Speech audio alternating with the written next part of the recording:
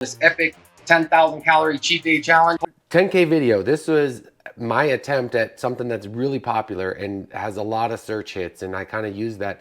The point of this video isn't the video itself. It's how this video was an attempt to take my style into something, a mold that fits a whole nother breed. It was actually a lot of hard work.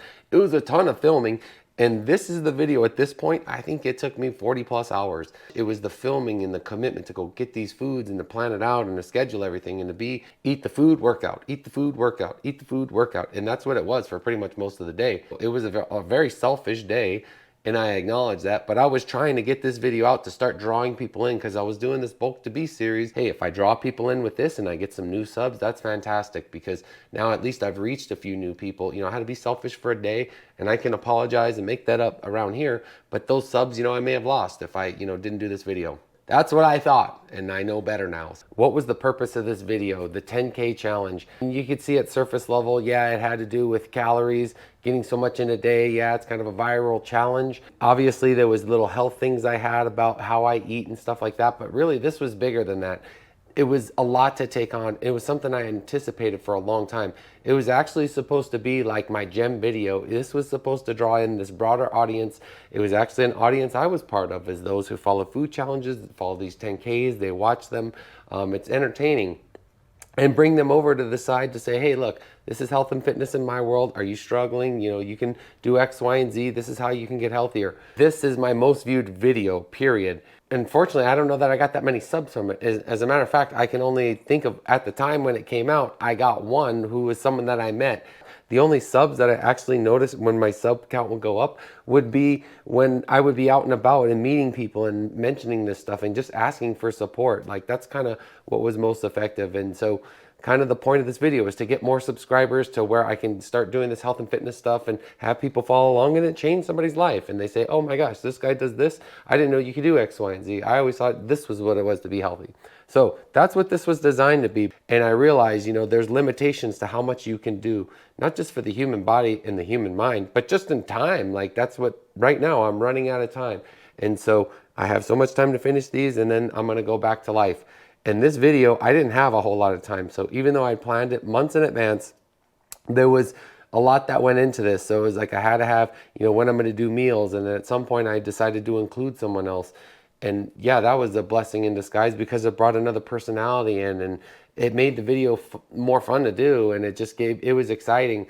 So I like that side of it. But the biggest disservice in this whole thing is it went by too fast, because I had 3 hours of footage to comb into, and this was my standard was 10 minutes. And I'm like, oh my gosh, I had to edit so much out, make it move so fast, put so much information in. So this is where you can see where I kind of realized, like, okay, there's only so much I can do in this time.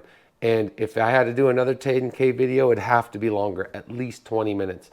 And there are videos out there that are, say, 20 minutes, 30 minutes and longer.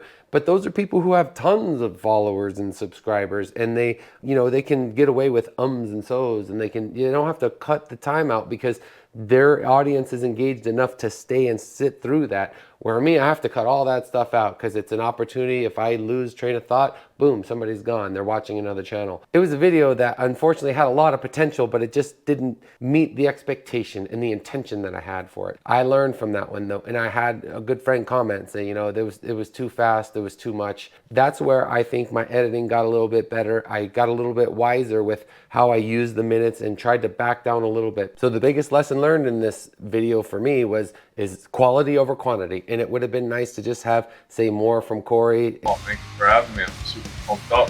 That was like a little mini coach talk in there. That would have been fantastic to have him featured more, but he didn't. I was just trying to cram everything out and show, hey, I did this 10,000 calories.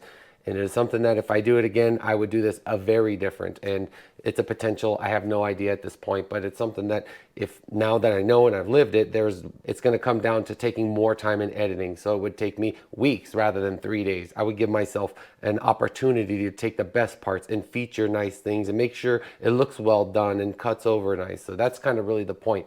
Is I know that now. So in the 10K challenge, no, it's not going to be a video of me just talking and run on. That nobody's going to stick in with that.